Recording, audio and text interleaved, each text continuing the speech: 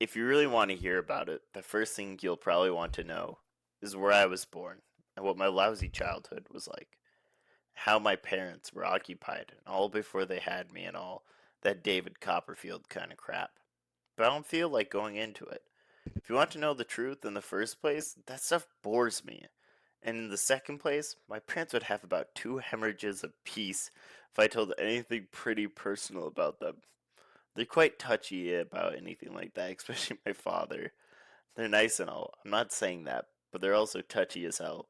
Besides, I'm not going to tell you my old goddamn autobiography or anything. I'll just tell you about this madman stuff that happened to me around last Christmas, just before I got pretty run down and had to come out here and take it easy. I mean, that's all I told DB about, and he's my brother and all. He's in Hollywood, that isn't too far from this crummy place, and he comes over and visits me practically every weekend. He's going to drive me home when I go home next month. Maybe. He's just got a Jaguar. One of those little English jobs that you can do around 200 miles an hour. Cost him damn near 4,000 bucks. He's got a lot of dough now. He didn't used to. He just used to be a regular writer when I was home. He wrote this terrific book of short stories. Popcorn ass.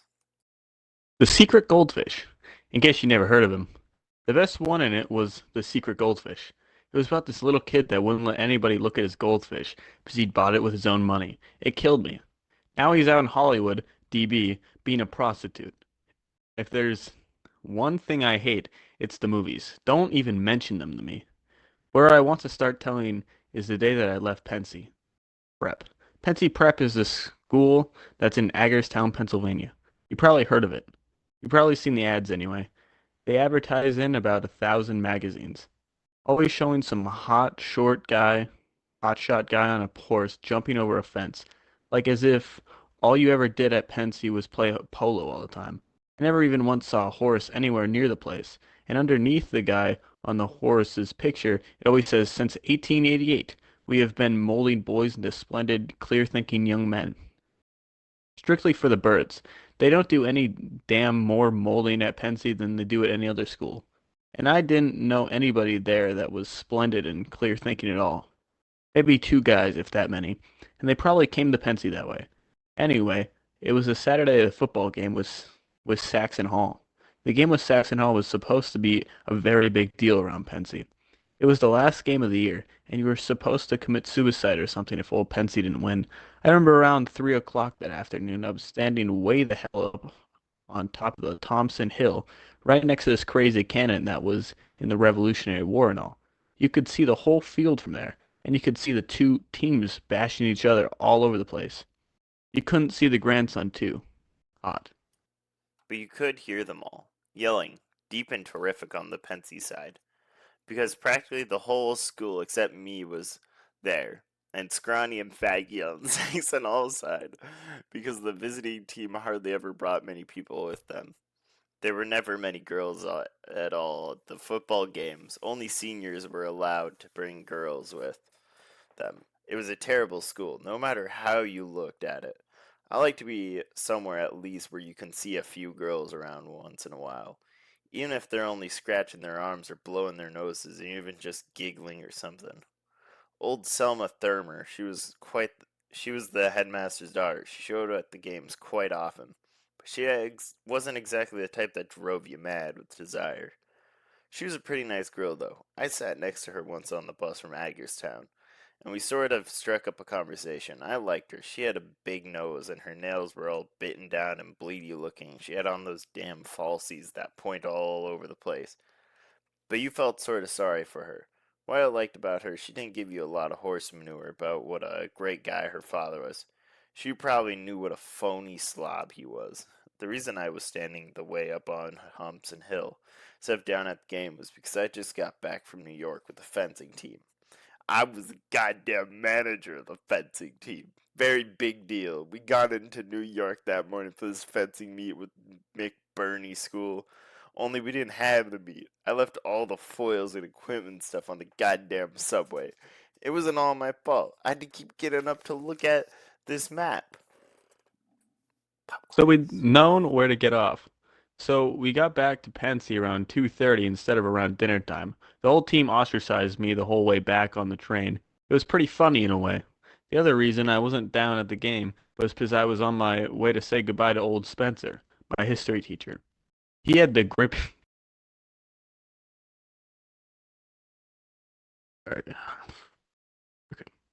He had the gripe, and I figured I probably wouldn't see him again till Christmas vacation started. He wrote me this note saying he wanted to see me before I went home. He knew I wasn't coming back to Pensy. I forgot to tell you about that. They kicked me out. I wasn't supposed to come back after Christmas vacation, on account of I was flunking 4 subjects and not applying myself at all. They gave me frequent warnings to start applying myself, especially around midterms, when my parents came up for a conference with old Thermer, but I didn't do it. So I got the axe. They gave guys the axe quite frequently at Pexi. It has a very good academic rating. Pensy, it really does. Anyway, it was December and all, and it was cold as a witch's teat, especially on top of that stupid hill. I only had on my reversible and no gloves or anything. The week before that, somebody had stolen my camel's hair coat right out of my room, with my fur-lined gloves right in the pocket and all. Pensy was fully crooks. Quite a few guys came from these very wealthy families, but it was full of crooks anyway. The more expensive a school is, the more crooks it has. I'm not kidding. Anyway, I kept standing next to that crazy cannon, looking down at the game and freezing my ass off. Only I wasn't watching the game too much. What I really was, what I was really hanging out for. I was trying to feel some kind of goodbye. I mean, I've left schools and places I didn't even know I was leaving them. I hate that. I don't care if it's a sad goodbye or a bad goodbye, but when I leave a place like I like to know, I'm leaving it. If you don't, you feel even worse. I was lucky. All of a sudden I thought of something that helped me make me know I was getting the hell out. I suddenly remembered this time in around October, they and Robert Tishner and Paul Campbell were chucking a football around from the academic building. They were nice guys, especially Tishner. It was just before dinner, and it was getting pretty dark out. We kept chucking the ball around anyways. It kept getting darker and darker, and we could hardly see the ball anymore. But we didn't want to stop doing what we were doing. Finally, we had to. This teacher that taught biology, Mr. Zambesi, stuck his head out of his window in this academic building and told us to go back to the dorm and get ready for dinner. If I chance to remember that kind of stuff, I can get a goodbye when I need one. At least most of the time I can. As soon as I got it, I turned around and started running down the other side of the hallway toward old Spencer's house. We didn't live on the campus. He lived on Anthony Wayne Avenue. I ran all the way to the main gate, and then I waited a second till I got my breath. I have no wind. If you want to know the truth, I'm quite a heavy smoker for one thing. That is, I used to be. They made me cut it out. Another thing, I grew 6.5 inches last year. That's also how I practically got TB. Came out here for all these goddamn checkups and stuff. I'm pretty healthy though. Anyways, as soon as I got my breath back, I ran across Route 204. Popcorn-ass. Hey, you're not unmuted yet. Popcorn-ass. It was icy as hell, and I damn near fell down. I don't even know what I was running for. I guess I just felt like it. After I got across the road, I felt like I was sort of disappearing. It was that kind of crazy afternoon, terrifically cold and no sun out or anything. And you felt like you were disappearing every time you crossed the road. Boy, I rang that doorbell fast when I got to old Spencer's house. I was really frozen. My ears were hurting, and I could hardly move my fingers at all. Come on, I said right out loud almost. Somebody opened the door. Finally, Mrs. Spencer opened it. They didn't have a maid or anything, and they always opened the door themselves. They didn't have too much dough. Holden, Mrs. Spencer said. How lovely to see you. Come in, dear. Are you frozen to death? I think she was glad to see me. She liked me. At least I think she did. Boy, did I get in that house fast. How are you, Mrs. Spencer? I said. How's Mr. Spencer? Let me take your coat, dear, she said. She didn't hear me ask how Mr. Spencer was. She was sort of deaf. She hung up my she hung up my coat in the hall closet, and I sort of brushed my hair back with my hand. I wear a crew cut quite frequently, and I never have to comb it much. How have you been, Mrs. Spencer? I said, again, only louder so she'd hear me. I've been just fine, Holden. She closed the door. She closed the closet door. How have you been? The way she asked me, I knew right away old Spencer told her I'd been kicked out. Fine, I said. How's Mr. Spencer? He over his grippy yet? Over it, Holden. He's been behaving like a perfect. I don't know what. He's in his room, dear. Go right in. So, it is time for our discussion Discussion. and decision over how well this chapter goes. So, Now, what do you think about this chapter, River? I really admire the detail they really put in. Like, Mm-hmm. when they're talking about the secret goldfish, really showing you that his brother was a better writer than he was. Mm-hmm. Mm-hmm. But now he's a prostitute, I guess. A I prostitute to do companies. mm-hmm. Mm-hmm. I think it could be misunderstood here that he was a literal prostitute in Hollywood, and that's how he got his money. But I think it is being a prostitute to the companies, which is really obvious. I'd Yes, like to say my favorite joke here when he says, "I'm the captain of the goddamn fencing team." that was a really, really good one. You know, I could barely stop myself from holding back my laughter. It Yes, was almost as which bad as the hmm camel hair coat. that yeah, the camel haircut really It brought it really home. sold me.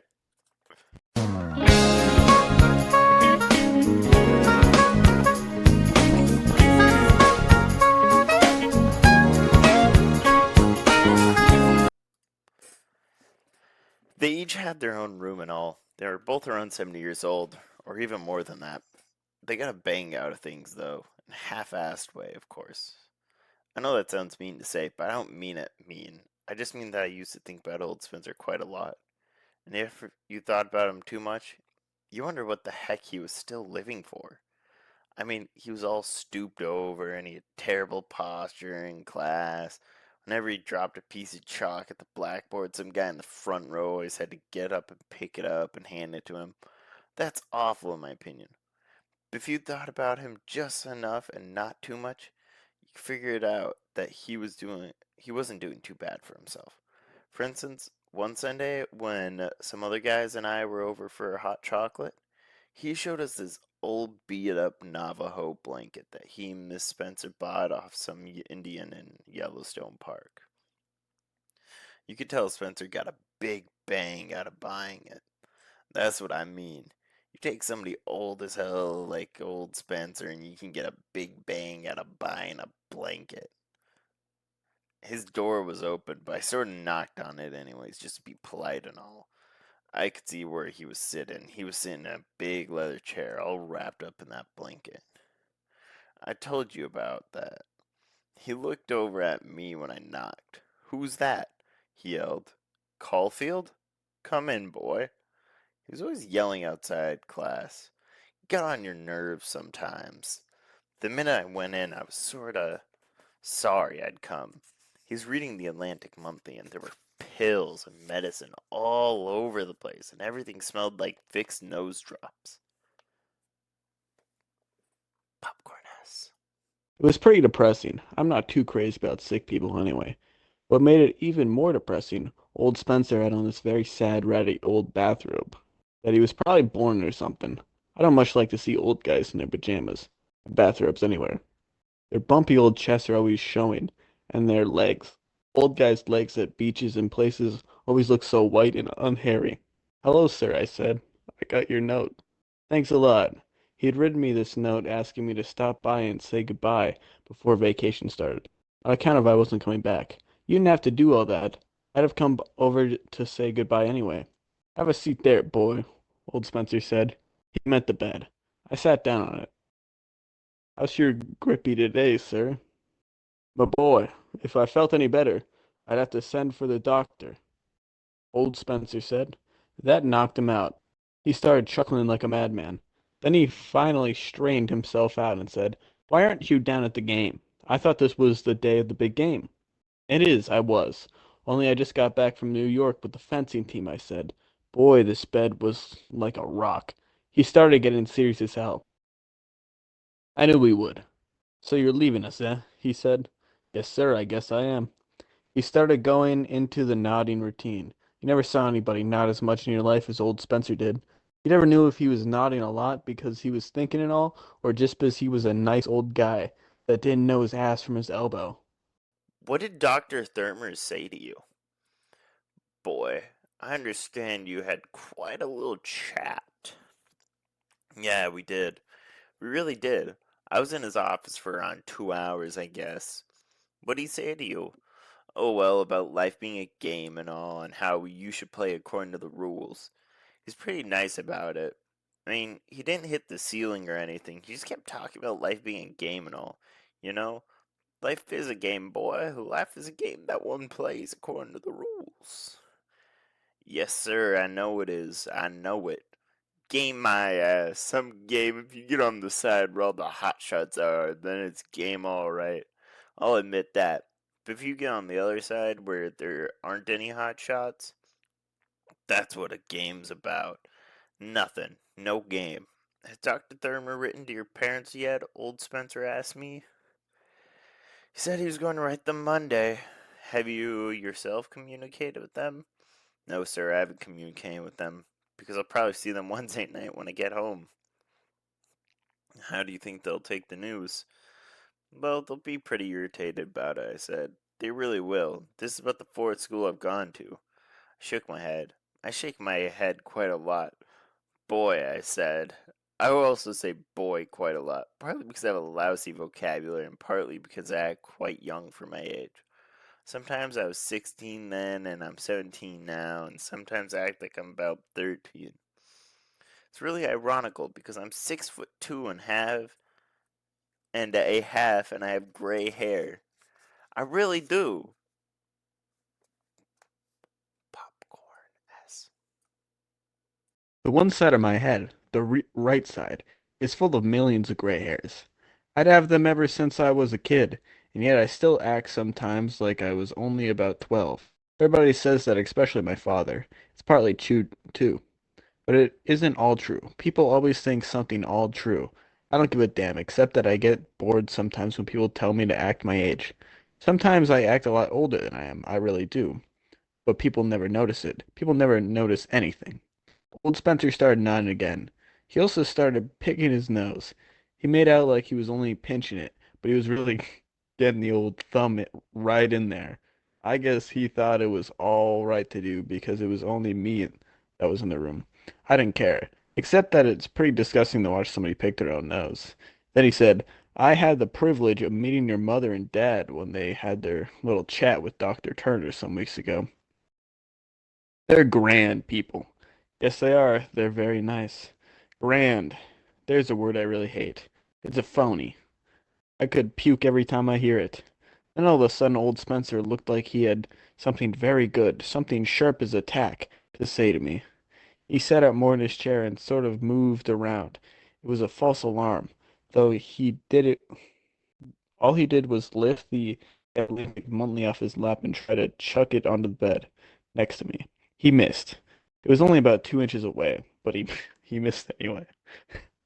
I got up and picked it up and put it down on the bed. All of a sudden, then, I wanted to get the hell out of the room. I could feel the terrific lecture coming on.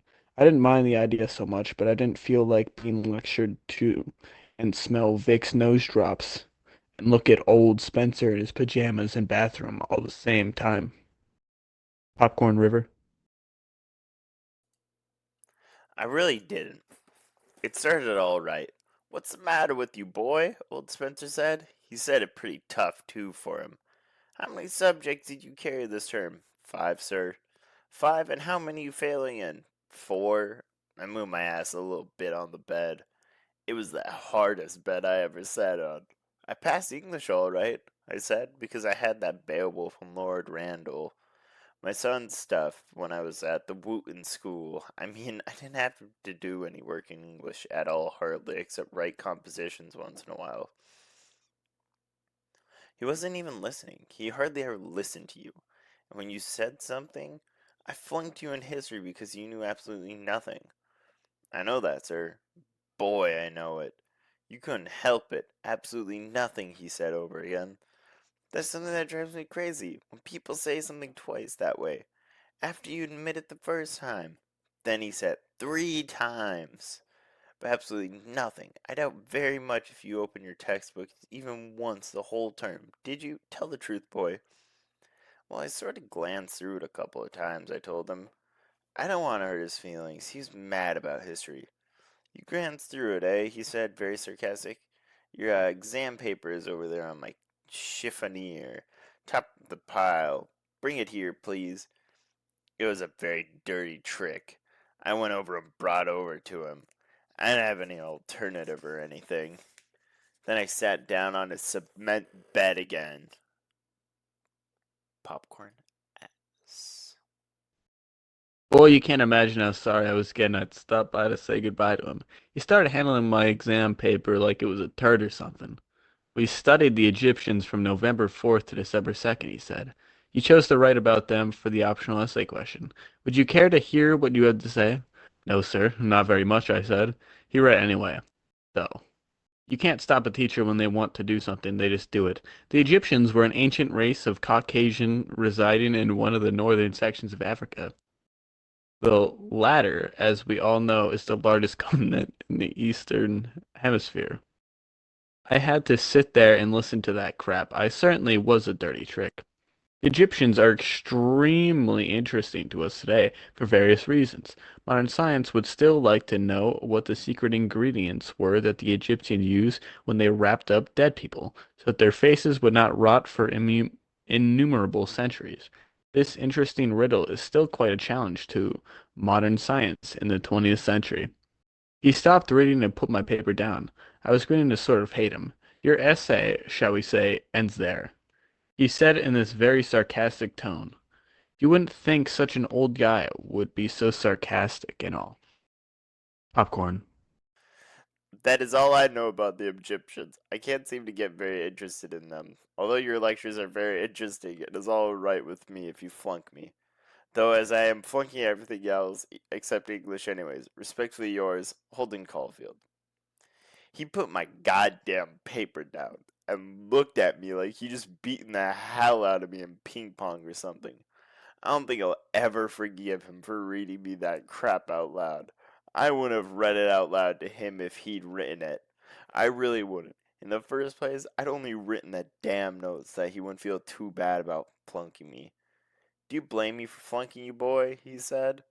No, sir, I certainly don't, I said. I wish to hell he'd stop calling me boy all the time. He tried chucking my exam paper on the bed when he was through with it, only he missed again. Naturally, I had to pick it up and put it on top of the Atlantic Monthly. It's boring to do that every 2 minutes. What you've done in my place, he said. Tell me the truth, boy. Well, you could see he really felt pretty lousy about flunking me. So I shut the bull for a while. I told him I was a real moron and all that stuff. I told him how I would have done exactly the same thing if I'd been in his place.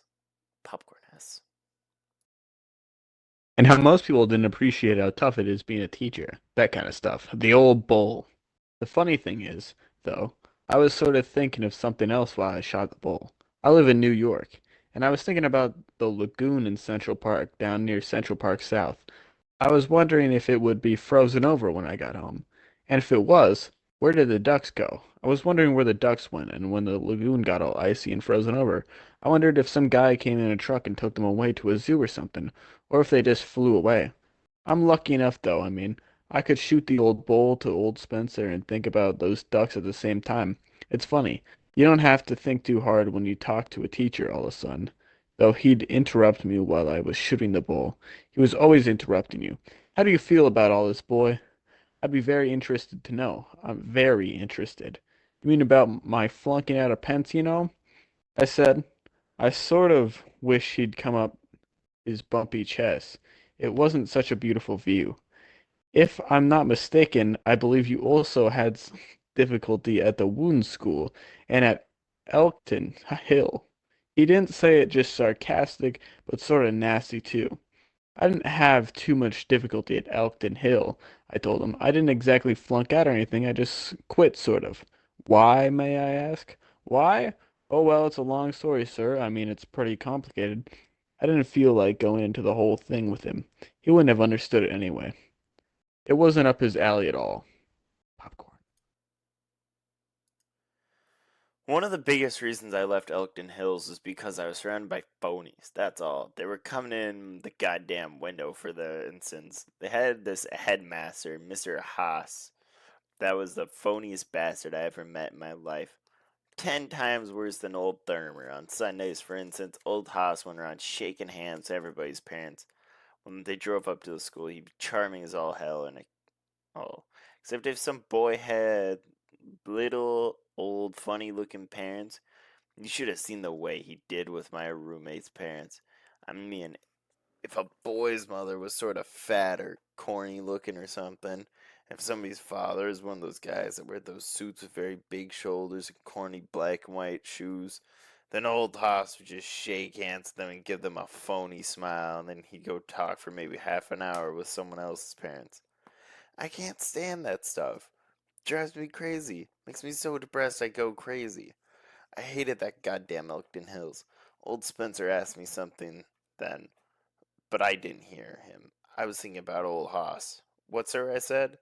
Do you have any particular qualms about leaving Pensy? Oh, I have a few qualms, all right. Sure, but not too many. Not yet, anyway. I guess it hasn't really hit me yet. It takes things a while to hit me. All I'm doing right now is thinking about going home Wednesday. I'm a moron. Do you feel absolutely no concern for your future, boy? Oh, I feel some concern for my future, all right. Sure, I do. I've thought about it for a minute. Not too much, I guess. Not too much, I guess. Popcorn S. You will, old Spencer said. You will, boy. You will when it's too late. I didn't like him saying that. It made me sound dead or something. It was very depressing. I guess I will, I said. I'd like to put some sense to that head of yours, boy. I'm trying to help you. I'm trying to help you if I can. He really was too, you could see that, but it was just that we weren't too much on opposite sides of the pole. That's all. I know you are, sir, I said. Thanks a lot. No kidding, I appreciate it. I really do. I got up from the bed then.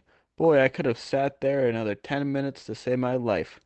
The thing is, though, I have to get going now. I have quite a bit of equipment at the gym. I have to get to take home with me. I really do. He looked at me and started nodding again with this very serious look on his face. I felt sorry as hell for him, all of a sudden, but I just couldn't hang around there any longer. The way we were on opposite sides of the pole, and the way he kept missing the bed whenever he chucked something at it, and his sad old bathrobe with his chest showing, and that grippy smell of Vicks nose drop all over the place. Look, sir, don't worry about me, I said. I mean it, I'll be all right. I'm just going through a phase right now. Everybody goes through phases and all, don't they? I don't know, boy.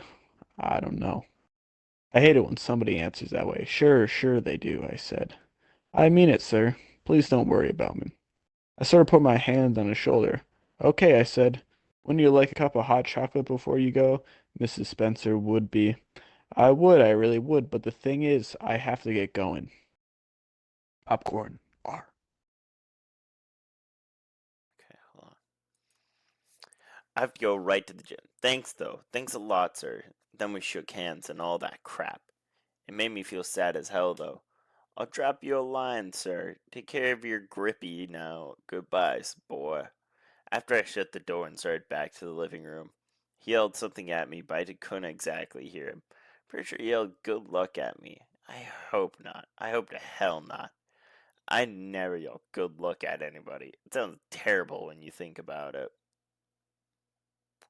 Okay, it is the end of chapter 2.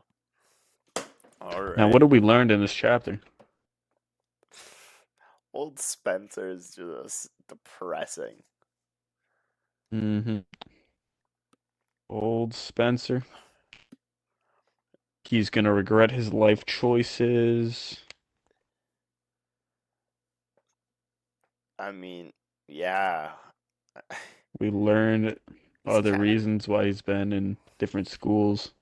yeah, he's just kind of throwing his life away. Hmm. Kind of Well, thinks everything's just a phony. yeah.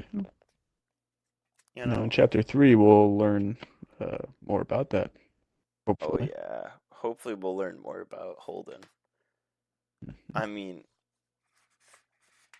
that, and can we be honest? Why the hell do you keep getting all of the worst pages to read?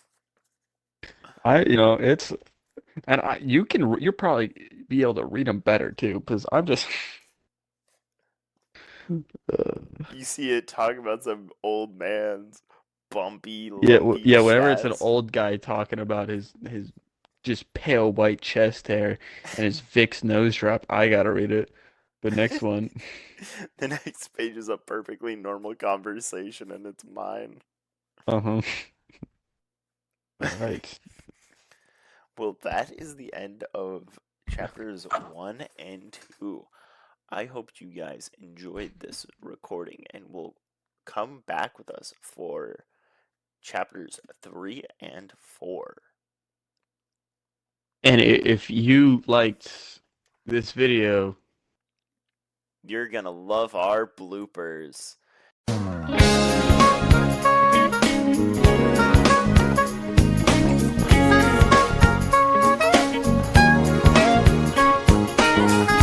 it was December and all, and it was cold as a witch's teat, especially on top of that stupid hill. I only had on my reversible and no gloves or anything. The week before that, somebody'd stolen my camel's haircut. What is he talking? What is going on? You know, Okay. the camel hair coat. You don't have a camel hair coat? Oh, the classic camel coat. Everybody has at Pensy has one, I bet. Yeah, They everybody at really Pets. do. Okay, I'm gonna restart this paragraph. Anyway, it was December and all, and it was cold as a witch's teat, especially on top of that stupid hill. I only had on my reversible. I can't stop. I can't.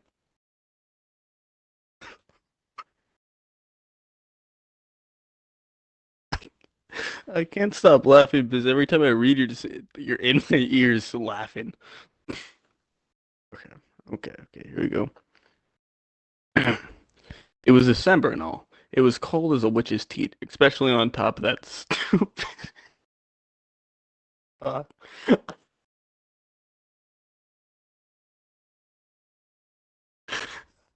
okay.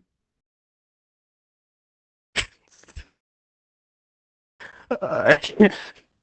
I need water. Oh, good.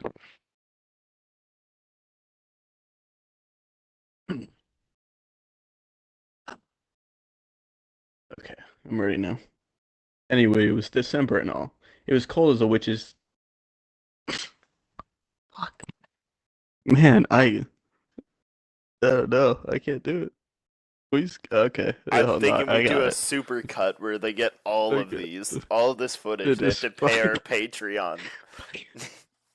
Yeah, yeah. Hey, $20. No, we Yeah. put this at the end Oh of yeah. the first chapter. Okay. Anyway, it was December and all. It was cold as a witch's teat, especially on top of that stupid hill. I only had on my reversible and no gloves or anything. The week before that, somebody. Fuck. Ah, God, I can't. I can get back the witch's teeth, but I can't. The camel hair coat. My camel hair coat right out of my room, with my fur-lined gloves right in the pocket and all.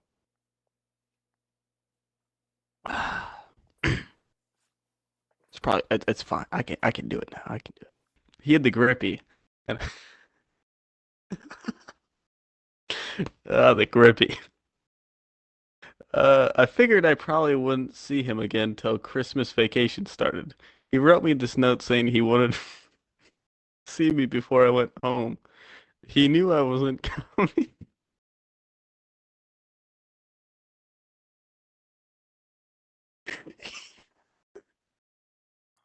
I'm sure it's pronounced the Uh, gripe, but the grippy is way better.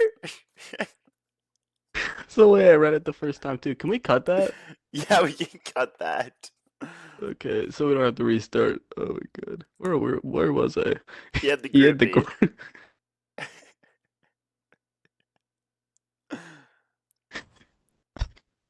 Ugh, okay. He had the grippy, and I figured I probably okay. I'm gonna say gripe. I can't do it.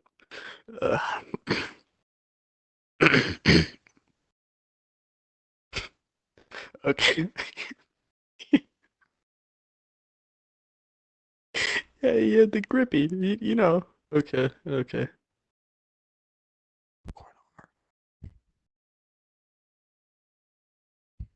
Hey, I did my job. I know you did. You read. You read this Hey, shit okay. now. I was trying to feel some kind of goodbye. Okay, wait, hold on. Let me restart this. Fine, I said. I was Mr. Spencer. He's over his. God damn it. Gripe. He over his grippy yet? Over it, Holden. He's been having, like, he's. Now, on the chapter two. They each had their own room and all. They were both around 70 years old, or even more than that. They got a bang out of things. I got a mess. I forgot about that wording. God damn it. Okay, let's Man, start over. you should definitely make a supercut of every Fuck mistake. up. Yeah, I'll do that. They got a bang. Am I muted? Oh no, I completely forgot about that. I can just be quiet. I'm a quiet guy. No, I'll mute you now. It was pretty depressing. I'm not too crazy about sick people anyway. What made it even more depressing, old Spencer had on this very sad, ratty old bathrobe that he was probably born in or something. I don't much like to see old guys in their pajamas and bathrobes anywhere. They're bumpy old.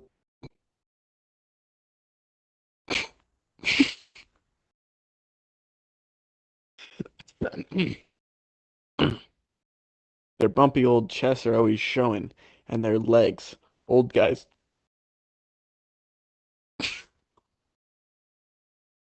Why do I gotta read these? Why do you get all the? What? Why do I gotta be the one reading about a old guy's legs at the beach? Unhairy, so white. Okay, okay. And medicine all over the place, and everything smelled like Vicks nose drops.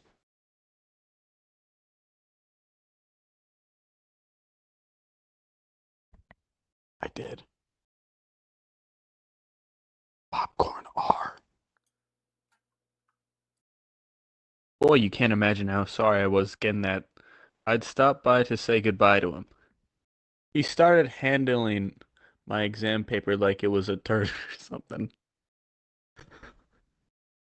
We studied the Egyptians from November or something. From it, I'm just gonna restart that.